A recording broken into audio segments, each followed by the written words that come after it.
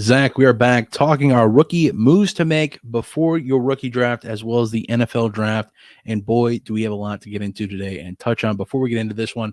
But before we do, please leave a like if you enjoy the video. Comment down below what moves you're trying to make before the NFL draft as well as your rookie draft.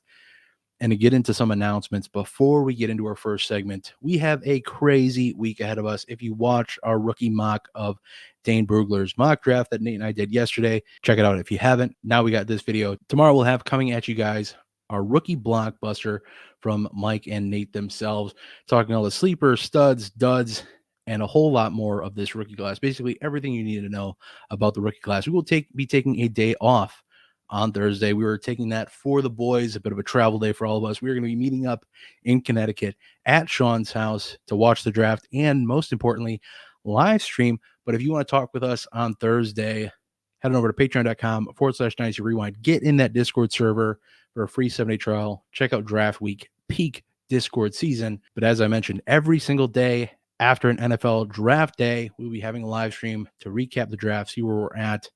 And on Sunday, you can pre-order now, but on Sunday, we will be having our rookie draft guide launch, covering all the prospects that were drafted in this class, along with a bunch of my guys, sleepers, etc. Zach, you'll be writing up some of those articles as well. I'll be tripping in a bunch of articles, along with things you need to know about the rookie class, things you need to know about your rookie draft in general, and so much more. It's going to be a boatload of content this week. Stick around. If you are not subscribed, subscribe, hit that little bell so you don't miss a thing. If you need more details, check out the pinned comment below, as well as the YouTube description box.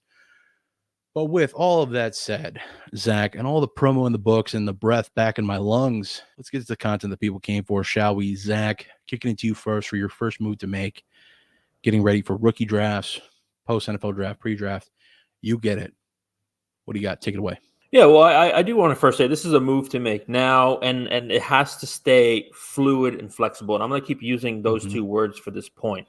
And I'll tell you why at the end. I'll put a nice little bow on this whole point, okay? If you're at, let's just say, hypothetically, the 109 right now, and you want to move inside the top 7 or 8, which is what we perceive right now, as of this recording, to be a tier. Right now, the tier break is debatably 107, 108.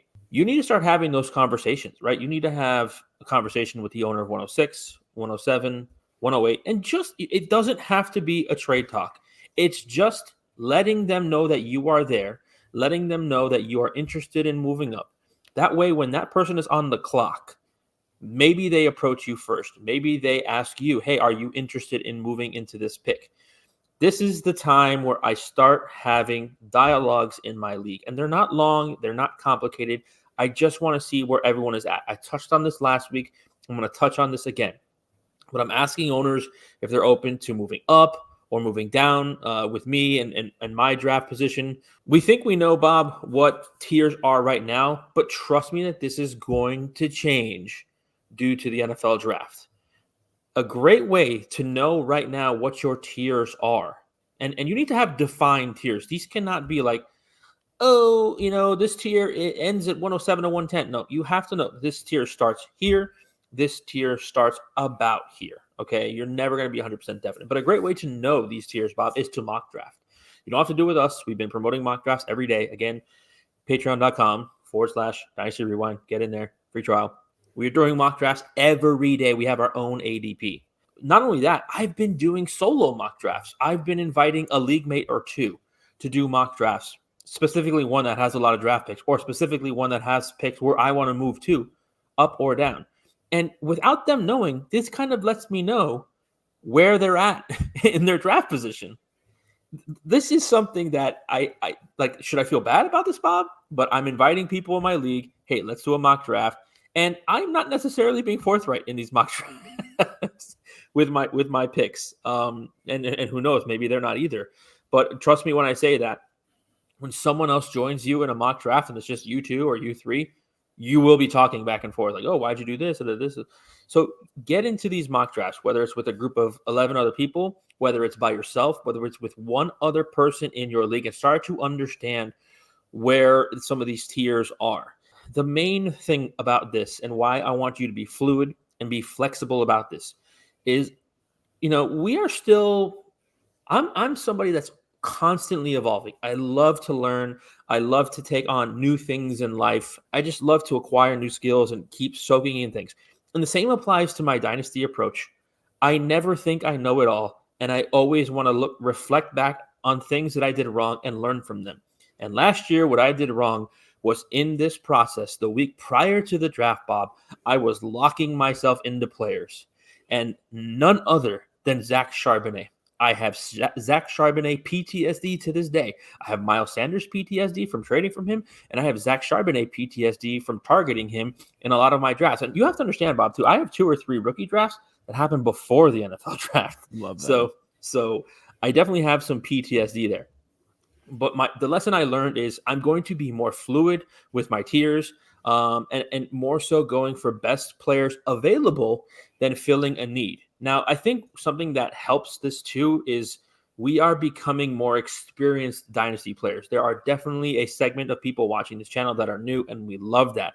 And maybe this is a skill you will acquire with more time, or maybe you will trust in the process that I'm telling you right now. A lot of my teams are 2 to 4 years in at this point. A lot of my rebuilds have turned the corner, and I'm able to be flexible in this way where I don't have to hyper target a player. I know what players are in what tiers, and I'm able to just take the best player available. Drafting for need is a big no-no, but there's no bigger lesson, Bob, than before you enter your rookie draft, you know and understand your tiers. And it's even better if you know other people's tiers and how that correlates to you. But having this information will have you in the best position in your draft to not panic when Zach Charbonnet gets drafted by the Seattle Seahawks, or Jackson Smith-Njigba gets drafted by the Seahawks, or some other player gets drafted to a terrible landing spot, and you just say to yourself, okay, I have this other player in this tier that I also like. I will pick them as well. So again, the lesson here, know and understand your tiers, be fluid and flexible to move within them and out of them, whether that's up, whether that's down, with your league mates, Bob. Love this point, Zach. Getting ready for your draft. This is almost paramount. You can't really succeed in winning your draft without making this move. And just some additional points. I love the point you bring up of, hey, if you're thinking about trading into that top bit, approaching them as, hey, I'm a solution if you don't like what's on the board. I'm an option, as opposed to being like, hey, let's get this deal done now. Let's trade now. That's something that could turn them off to that deal. Whereas if you're just, hey, I know you probably want to see what's on the board. You want to see what falls to you. That's great. If you're not super interested, I hope you knock on my door first, as opposed to, somebody else who maybe just barged in and was trying to kick the door in and be like, hey, let's get a deal done now. Possibly more likely to say, heck, that guy, I'm going to go talk to this guy who was much cooler about it. Just a thought to think about. And then, you touched on locking in picks before your draft pick is even up. Definitely a problem. I mean, as much as we can kind of maybe forecast and think, hey, it might be a good option to add this wideout. It might be a good option to add this tight end at this pick, whatever the case is, you get it. And that can kind of help with our estate planning. At the end of the day, don't lock in your pick till you're hitting the draft button. You want to make sure that you have every player on the board available, the best options available to you, whether it's position value, whatever the case is. You want to make sure that's all available to you, as well as trading out of your pick. And if you're already locked into a decision without exploring trade out options, I think that's a mistake for you a lot of times as well. There are for sure times you're just going to want to hit the smash button, and I can get and respect that 100%. But don't draft for need. You touched on it. Fill those needs by trading, or just simply taking the best player available. Trade that best player possibly, or an additional player that's outside of what you're drafting at the moment. Trade that player to fill a need elsewhere some other way. And you touched on also having tiers to work off of that are your own, whether it's a trusted source like somebody's rankings that you follow, whether it's ours, whether it's someone else's. We have ours available through patreon.com/Dynasty Rewind as well for the $10 tier. Having rankings that you trust and comparing those to the consensus tiers and seeing where values can be had, where certain players are valued higher by consensus than by the rankings you're following that may be your own, maybe ours, whatever the case is. Having all this in your toolkit will make you a better drafter, and that's what we want at the end of the day. My move to make now is a great time to be working towards consolidating your draft capital. If you haven't done this already, time's running out, because you don't want to be left holding your bag of picks after the NFL draft in the middle of your rookie draft.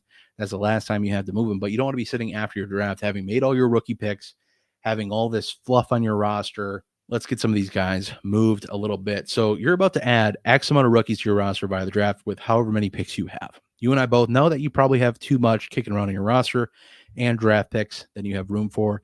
And if you want to be able to set lineups at some point, you have to, get yourself within the designated roster limits. And now's the time, because otherwise after the draft, you might be kind of stuck when people go to check out your roster and say they see this big red lettered label that says, hey, this player is over their roster limit. Don't make any trades with them that lets them consolidate any value, make them cut players so they don't, so they lose value, etc. You lose leverage in that case. So great place to start. Look at your player pool. And who are some players that fall under the roster clogger moniker? Running back handcuffs, quarterback handcuffs, players who just aren't really sexy right now because of the offseason and nobody's scoring points, whatever the case is. But if you dropped any of these guys, they'd be picked up pretty quickly. Those are the guys you want to start with. With running back and quarterback handcuffs, identify whose players are cuffed to who and find that manager. See what kind of draft picks they have and see what you have, and see if you can make a deal that bridges a gap in some sort of trade up where, let's say you have Kenny Pickett and you're going to the Jalen Hurts manager, sending Kenny Pickett plus a 307 to the Hurts manager for an earlier third round pick. Nothing crazy. Let me move up a few picks, get into another tier of players, play off the tiers like we discussed earlier. Or you can even go as far as to get two players or pieces off your roster. Send Kenny Pickett in a third this year for a straight up second next year. If this team has Jalen Hurts, they could be competitive. They might not be. But either way, you're making consolidations of one or two assets. You can rinse and repeat this process with running backs as well. Let's say you have Khalil Herbert or Ty Chandler, and you have these guys, you want to try to get them off your roster. Go to the Aaron Jones manager. Hey, Aaron Jones misses time frequently. Would you like to get his handcuff on your roster? Help me improve a few picks. Let's call it a deal. Same thing with Khalil Herbert. DeAndre Swift, also known to miss some time here and there. Khalil Herbert's looked okay in stretches. You're not making big sweeping moves up the board with these picks, but you are getting some value added onto your picks by consolidating. And then for those other unsexy players who aren't necessarily roster cloggers or aren't necessarily handcuffs of the quarterback or running back variety, but let's say it's someone like a Rashad Bateman. Can I use Rashad Bateman to somebody who has a wide receiver need that just needs some help at the position? I'm not saying Rashad Bateman's going to fix anybody's problems, but if you have a gaping hole at wide receiver, Rashad Bateman, somebody who might be interesting, might be a free agent next year, might find himself in a new situation, who knows, change of scenery and all that. Can you move him plus an early fourth this year for a third next year? Same kind of concept, getting players off your roster, getting some improved value on what you already have, as opposed to just trying to trade out for straight up picks out of these players. Because a lot of times with these unsexy players, these roster cloggers, a lot of the times your solution is going to be found moving from one pick that is already sexy and using it to get up to another pick or two, something along those lines. Nothing crazy again, but this is also a time, hey, if your roster is full of mid-tier players, a bunch of wide receiver twos, a bunch of running back twos, try the same kind of concept, but let's just try to trade up to get higher tiered players. One of the biggest symptoms of being stuck in the middle is you just have a mid team. You just have a bunch of wide receiver twos and running back twos that, yeah, maybe you have a nice floor every single week, but you don't have a lot of ceiling producers. Think about changing up the quality of the players you have by bundling up some mid-tier assets to a team that maybe doesn't have a bunch of depth, chasing a higher quality piece. Zach, feel free to touch on this one or roll into your next point. Yeah, I feel like this is pretty easy to do with running backs, and I have found it more difficult to do with quarterbacks because sometimes running backs are a product of the system that they're in. Quarterbacks, if you're bad, you're bad. Sure. A lot of the times, like I have a couple of Kenny Pickett shares. I've tried to move. Probably I haven't set deals, but we've discussed, and there's just like no interest on the other end. And I get it. Like, how interested would I be if I had Jalen Hurts in Kenny Pickett? I have been trying to buy some of those handcuff quarterbacks, like Sam Howell, like Mac Jones, for incredibly cheap. That's a different point because that's not what you're saying. But with running backs, I think this is very easy to do. I have been able to sell a couple of a couple of Khalil Herbert shares to the DeAndre Swift owner. I've been able to do these handcuff type situations pretty easily. And this might be something you might be able to do a little bit better after the NFL draft, but before your rookie draft, when backfields are a little bit more set in stone. There's a lot of question marks. I'm going to talk about one of the backfields in my other point, but this is a great point. And something that is one of those, again, if you're newer to Dynasty, harder to understand. But if you've been doing this for 2-3 years, you understand that when you go look at other teams' rosters, specifically on the Sleeper app, you can see if they're over the limit in terms of their rosters. It's like, and this is very dependent. If it's a 30 roster size league, probably not that big of a deal. But if it's a 20, if every team can only hold 20, there's definitely players on every team that people do not want to cut, not want to move off of. So definitely, in shallower leagues, this point is very, very important because you don't want to have to be cutting pieces. And other teams might just wait for, this is very much like the real NFL, right? Do you try and trade for that piece or just wait for it to become a free agent? It's very much how it happens in real life. So if you wait too long in that process, you could get caught with that asset where you just don't have a choice. So this is a good point. Try to get ahead of this curve and see if you can interest the handcuff owners. And that's a great way to trim a little bit of fat off your roster, Bob. I love it. Yeah. Yeah. So much of Dynasty is just being able to maintain as much value as you can at all times. And one of the best ways to do that is by not having to cut players. And yes, it's maybe a bit of an elitist mindset of just not having players to cut. But if you're at that fringe point of, hey, this guy is really just doing nothing for my roster, I'm never starting him. He's never a weekly start consideration. Where's the upside long term? Is it even there with guys like that, or guys that, are just those handcuffs that don't have weekly roster starting flexibility? Take the consideration, see what you can do to move up a handful of picks. A handful of picks can make a big difference in drafts, more than you think, especially later in drafts. The cliff in rookie drafts comes quick, where it's just not exciting. And the 305 and the 301 could be very different picks when we get to draft day. With as much as we love this class, it could be looking like a very, very different draft when you're looking at those two landscapes just 4 picks apart. But with that said, Zach, let's talk about your last point here before we get into some certifying moves to make, talking a bunch of rookie picks. But let's talk about your move here. What do you got? Yeah, Bob, I'm looking at my rosters, and there are some players that I think are going to take a value hit because of the NFL draft. And look, you're never going to hit 100% of the shots that you take on this, right?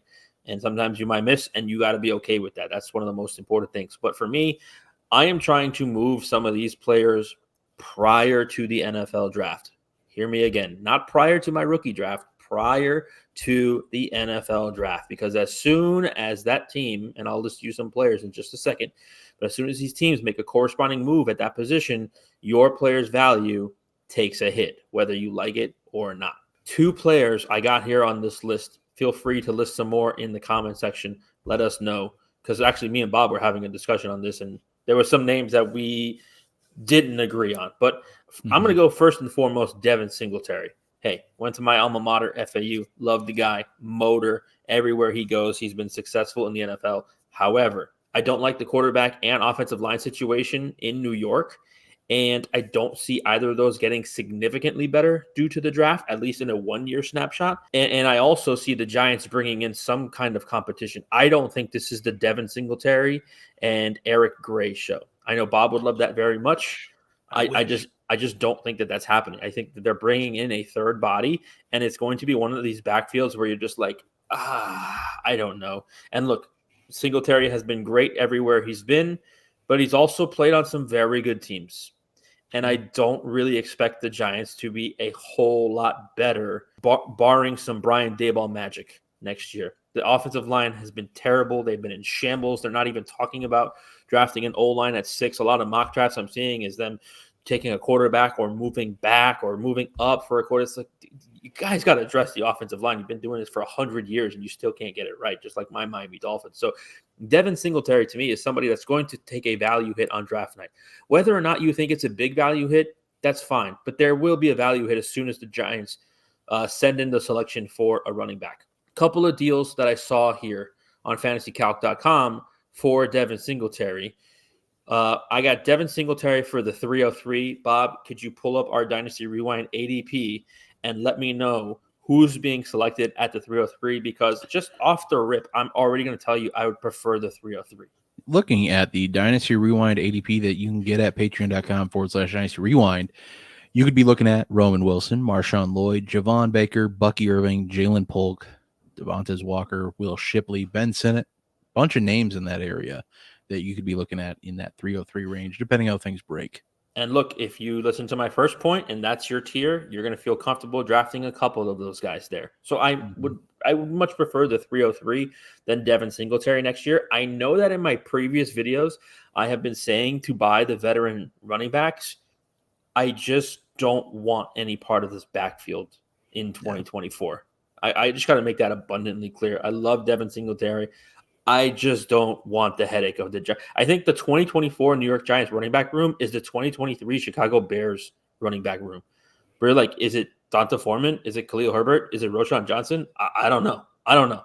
So that's what I think the New York Giants 2024 running back room looks like. 2 other deals for Devin Singletary. I really like this one. Somebody paired Devin Singletary with Mike Gesicki and got them some David Montgomery. Ooh, I love that deal. David Montgomery was a borderline RB2, RB1 last year.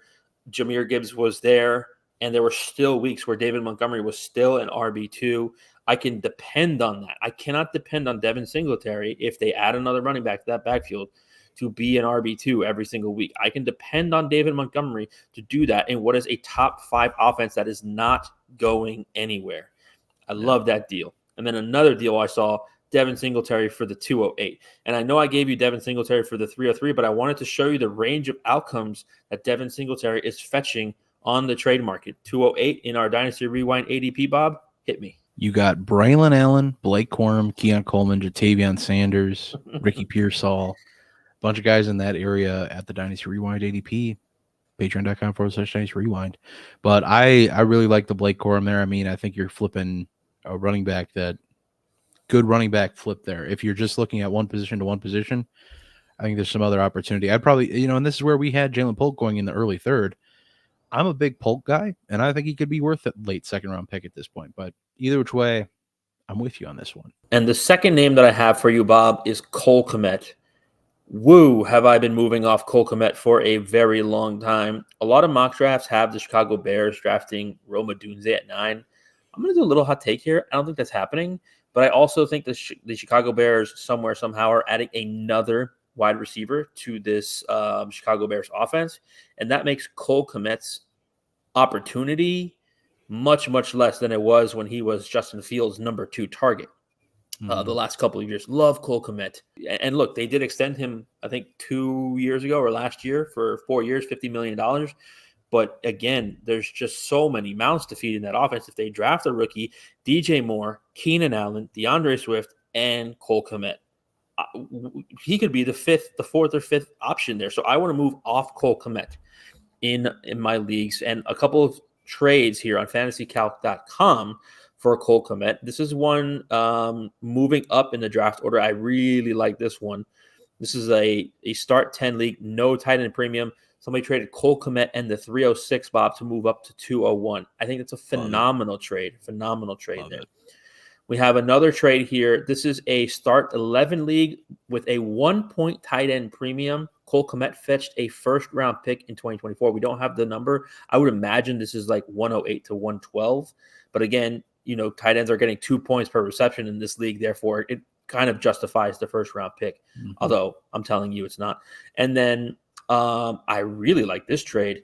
Cole Kmet for Curtis Samuel and a 2025 2nd round pick. This is a start 9 half-point tight end premium league. So again, Cole Kmet for Curtis Samuel and a 2025 2nd round pick. I think you're getting more fantasy production from Curtis Samuel this year than you are Cole Kmet, and you're getting a 25 2nd round pick. I think both these guys, and with anybody that you're thinking about moving off of right now, I think ask yourself the question of who has no real upside post-draft with whatever they do, and who has just the most to lose, almost everything to lose, only downside.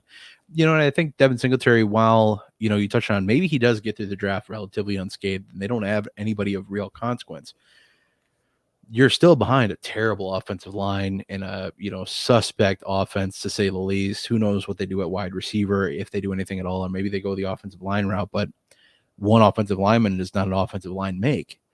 So I think this is a great, idea. And like I said, ask yourself with some of your players who has a lot to lose in this draft. If they, you know, not to, play off rumors too much, because I think that's a good way to get yourself in trouble. But which teams are registering a lot of positional interviewing? And one of the teams that comes to mind that I've seen a lot of research being done, the Buffalo Bills have done a ton of research on wide receiver in this draft. I would not be the least bit surprised to see them take 2 shots at wideout in this draft and really hurt Curtis Samuel's value. And that's something I said a while back, or a couple of videos ago now, maybe if you're interested in Curtis Samuel, wait till after the draft, because after the draft, his value is going to drop down a little bit. Buy him then if you want. If you think he's going to be productive still, then that's your time to buy. Now I think you're buying a little overinflated price wise, but value, if nothing else, as much as I love Singletary, as much as he's produced everywhere else, the value you're getting now with some of these deals that you're able to put together,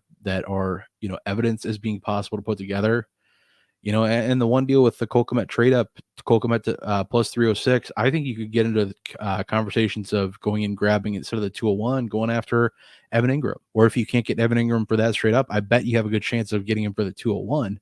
And that's a guy who we love the concept of going and buying, especially if you're a competitive team and need a tight end. I just think Cole Kmet is about to be buried on that roster that much more in that receiving pecking order, like you touched on. A guy who, if they add somebody else, it's really not looking good for Kmet. And if, as much as he's been a good value the last 2 years and he's been productive as the value he's been, I think we're kind of at an end of a road here. I'd be pretty surprised if we saw tight end 1 numbers again. If anything, I think they'd be, lifted up by touchdown numbers. But even then, this offense, every offense is capped for fantasy at some point.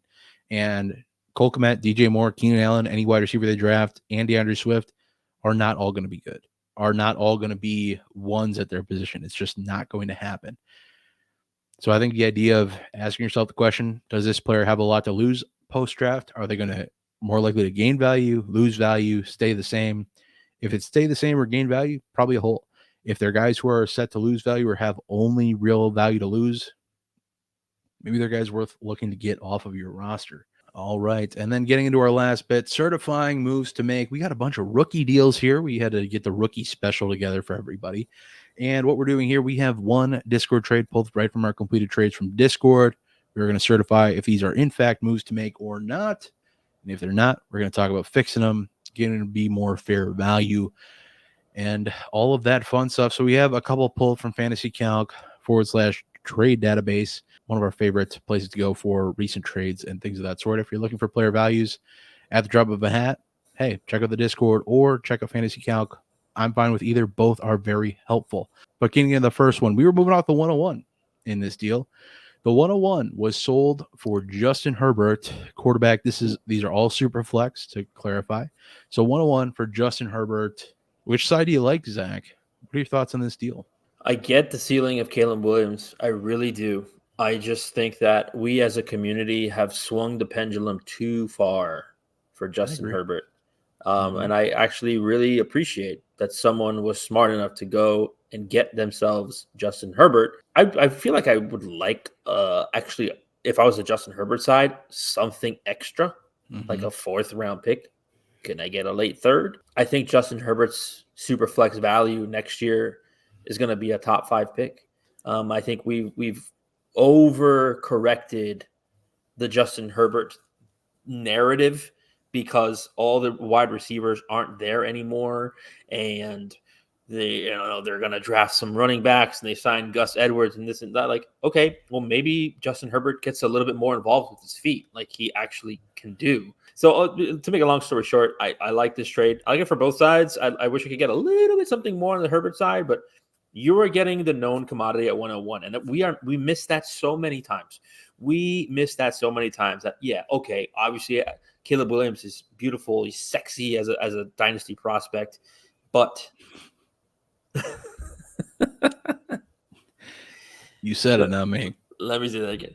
I get it. Caleb Williams is a sexy dynasty prospect. He's the new hot thing in the dynasty community. But Justin Herbert's been there. He's proven that he can do it. I get that we are a little low on him right now, but I'm a big fan of trading for a known commodity for an unknown commodity when I can. So I think this is a nice trade. I think it's good for both sides, depending on team situation. I got no problem with this trade either way. Yeah, I just think, this goes back to one of my cardinal rules of trading. You're essentially trading one for one at the same position, unless you're planning on drafting Marvin Harrison Jr. here, which feels silly-ish to me to be giving up a top quarterback to then draft albeit a top wide receiver. But, looking at Dynasty Rewind startup ADP, something we also have cooking over there. Justin Herbert currently at the 109, Caleb Williams at the 112. When I look at these picks comparatively, whenever you're dealing one for one at the same position, there should always be some negator of value. There should always be a plus somewhere indicated by the ADP. Justin Herbert's more valuable than the 101. Also, the proven commodity, 100%. There should be something along with this 101 to make this really right. But hey, the fact that somebody got Justin Herbert for the 101, that is certified by me, but that is a difference I would make in this deal that little bit. So moving on to the next one. This was pulled from our Discord. Shout out the Patreon Discord. We sent a 25 first for the 110 this year, Superflex League. What do you think about this one? That 25 first is set to be later. It was from the runner-up in the championship game, so second place team this previous season.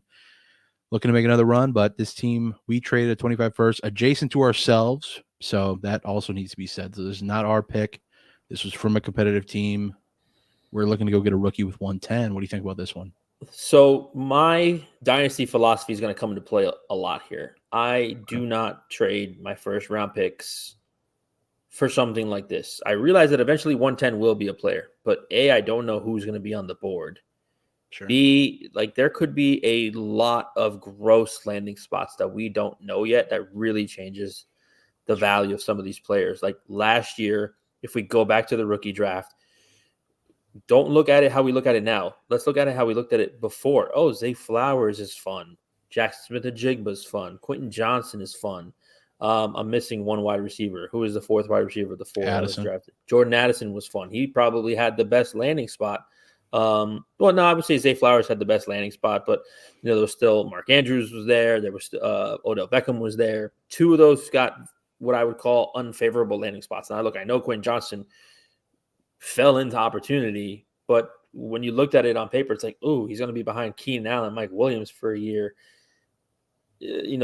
Basically what I'm saying is a lot of these landing spots last year were not good for the wide receivers. And even Jordan Addison, you can like Jordan Addison. I think he's the new T. Higgins. He will never be able to be the wide receiver one in that offense. I don't like doing this because I have now lost control. If I'm hit by injuries or something catastrophic happens, I've now lost the ability to control what happens to my team next year. I also don't like doing it before the 110 is on the clock. I don't see the need to do this right now. I get it. I'm going to push all my chips in for right now. I'm very much hey, let's go win, let's go compete. But I need to protect myself. Now, look, Bob, you're in leagues with me where the last 2 years I've dealt my first round picks. But I've dealt that for players that I know what I'm getting in return. Sure. And it puts me in a position to, very much compete, which I'm not saying this team is not.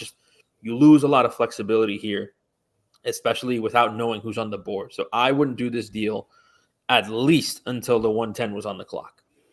To clarify really quick, the 25 first is not our own. It's a adjacent pick that isn't. I got to do that whole monologue over again. Oh, you can just retouch on it. Just how does that change it for you? I still want to wait till I'm on the clock. Okay, that's fine. I figured that would be your chief concern either way. I don't know. And look, if you want to, I'll just take anybody. Okay, fine. But you don't do that typically. You don't trade a first round pick to be like, oh, just get somebody. I feel like they're targeting somebody here, right? Sure. I feel like you're targeting somebody at the 110, and so to me, that's a little risky. I could be wrong. I would do this.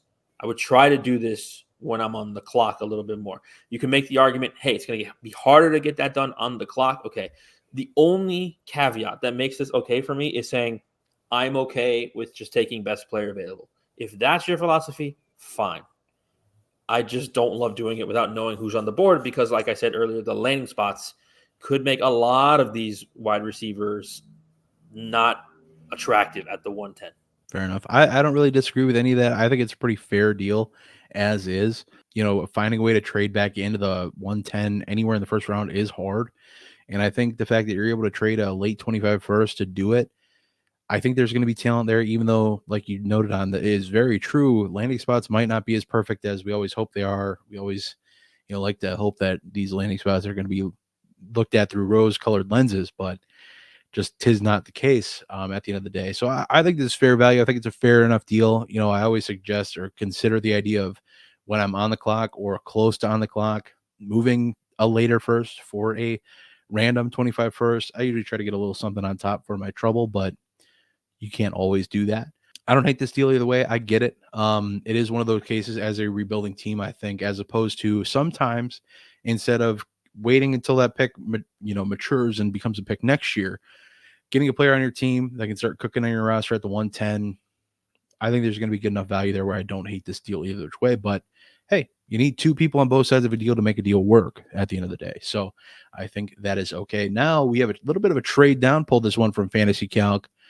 Moved off the 102 for the 105 plus the 112. So you're moving off of Caleb Williams / Marvin Harris Jr., one of the two here. Moving down to 105. You're looking at quarterbacks. You're looking at wide receivers, possibly.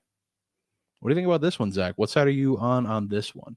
Oh, that's a lot to process. I like getting the 2-for-1 and staying within what I would still deem the first tier. This really depends on team. Like, what does your team really need more? Do you really need quarterback? Do you really need wide receiver? I'll put this out there right now. Once we get past the big two, it's Malik Neighbors for me, and then a lot of question marks for those two other quarterbacks. Like, I feel much more safer with the wide receivers and even Brock Bowers than I do Jaden Daniels and I do Drake May. That's a conversation for another day. So I would do this if I'm okay taking the wide receiver or even Brock Bowers that falls to me at 105. If I really need a quarterback, and maybe that the 101 is going Caleb Williams, and you're like, fine, whatever. That's a different thing. You could trade the 102 for a quarterback. I definitely do not. I like this trade. I just want to make sure that I'm not really targeting Jaden Daniels or Drake May as of right now. I don't feel comfortable just yet with the players that they've shown to be in the film. Again, a conversation for another day. This is a good trade. You're getting great value here. This is the kind of trade that if you're staying, this is that type of trade I'm doing anytime I'm moving back from 102 or 101. I want to stay in the first tier. I want to pick up something extra that makes me want to do this deal. So, make a long story short, I think this is appropriate value. Just for me, I would be making sure that at 105, I'm taking the best non-quarterback on the board. If it is Marvin Harrison at 102, we know Caleb is off the board, whether we are making this deal in draft, which obviously we're probably not since this deal has already been actually made, Fantasy Calc trade database. But if Caleb's off the board and my choice is Marvin Harrison Jr. or trade down, most likely my choice is going to be Marvin Harris Jr. at 102, or trade down to get what I believe could be Malik Neighbors, who I think is close enough to Marvin Harris Jr. As much as Marvin Harris Jr., stud. Thing is, Malik Neighbors, also a stud. And I can get the 112 on top. If this is anything more than a start 8 league, that's a win for me, in my opinion. And I do think that's still kind of what the price should be to trade. You're jumping tiers here either way. You're in that big tier of that 101 to 107.8 still, but you are jumping down a tier from the 101 102 tier into that 103 to probably 105 tier, where you're looking at these quarterbacks, Malik Neighbors, maybe Rome Odunze is in this tier for you too. Either way, I think it's fair value as it hits, and I wouldn't change much about this deal at all. I think this is kind of what you should be looking to pay if you're at 105 and you want to trade up to 102 to secure Marvin Harris Jr. Maybe it's Caleb Williams. If Caleb Williams was on the board, I'm probably staying with Caleb Williams. I'm probably happy enough with that deal at that point. I don't think I'd say the same if it was Marvin Harrison. I think I'd be more willing to move at that point. But moving on to the last one here, moving the 107 for Trey McBride, another Fantasy Calc trade database here pulled from it. So 107 could very possibly be Brock Bowers in a lot of drafts. So we're moving the Brock Bowers pick For proven commodity, Trey McBride. Wow. That is a call. That's a call right there. I guess, right? I got to say, in this situation, if I felt 107 was going to be Brock Bowers, I'd probably prefer Brock Bowers because the way that we are talking about him is we're using the word generational. Sure. And Trey McBride is great, but he's not generational. I might prefer Brock Bowers, which is usually against the way I operate. But we got to realize the caliber of player we're talking about. Now, look, if you know, hey, this is a 1 point tight end premium league, Brock Bowers is not going to be there 107. Fine, I'm cool with moving off either a Dunze or the quarterback that's left there at 107. I wish I had a little bit more context there. This trade value wise is probably pretty fair, right? Like probably dead on accurate. I'd be interested to see like which way this even swings value wise. Very rare occasion where I'd prefer 107 if it was Brock Bowers. I know it's a risk. I know it's a gamble. But yeah, this is a very fair trade both ways though. Yeah, and I think the thing that says that is I would prefer the Trey McBride side because as much as I love Brock Bowers because he is a top tier elite prospect, as close as you can get to generational without saying it, because people say generational too much, even though I agree he's very good and probably is worthy of that tag. Brock Bowers is. At the end of the day, McBride is producing the league. We know he is probably going to be at worst the number 2 receiving option in that offense, probably behind one of these incoming wide receivers, whether it's Marvin Harrison, whether it's anybody else. He might be the de facto 1 when all is said and done. And the thing is about Trey McBride, he's already done it over time, consistent production, efficient production, all the things you want to see out of Trey McBride. Was a great producer at Colorado State.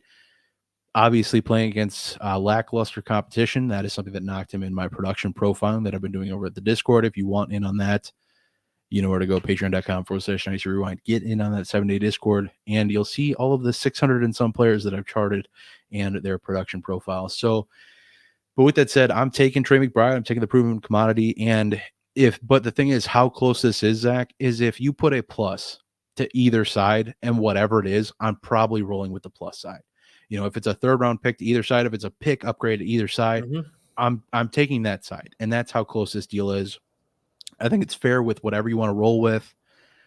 I know where Trey McBride is right now, and Brock Bowers' landing spot could be cool, could be less cool, could be, you know, kind of the route Kyle Pitts has taken with his high draft capital, and then this, you know, long kind of winding road to really getting to where he is now, hopefully having a more secure quarterback situation, a more secure offensive situation that we hope for. I'll take Trey McBride right now, though. But again, every trade has to have 2 sides for it to get done. So we're on the different side of different one again. But again, I like you said, this is probably dead nuts on with how close it is. And if one side had a plus of either variety of improved picks, straight up pick, whatever, we'd probably both sway to that side pretty quickly. With that said, all the moves to make in the book before your rookie draft, along with some certified moves to make before your rookie draft. Got into a lot of promo at the beginning. Going to get into some promo real quick too. Do not miss the rookie blockbuster, sleeper, studs, and more from Mike and Nate coming up tomorrow. Thursday will be an off day. We'll be chilling directly in the Discord. Patreon.com/Dynasty Rewind with our Discordians, talking, hyping up this NFL draft, getting psyched, locked and loaded for the NFL draft, and our live streams that will be Friday, Saturday, and Sunday, recapping every single day of NFL drafts. The following day, and come Sunday, we'll be dropping our rookie draft guide for all of you guys who enjoy. You can pre-order that now. Check out the details on how to do so in the pinned comment, as well as the YouTube description box. And with all the promo in the books, this video in the books, we will see you in the next one. Zach and I are going to get the heck on out of here. But until then, I hope that y'all have a good one.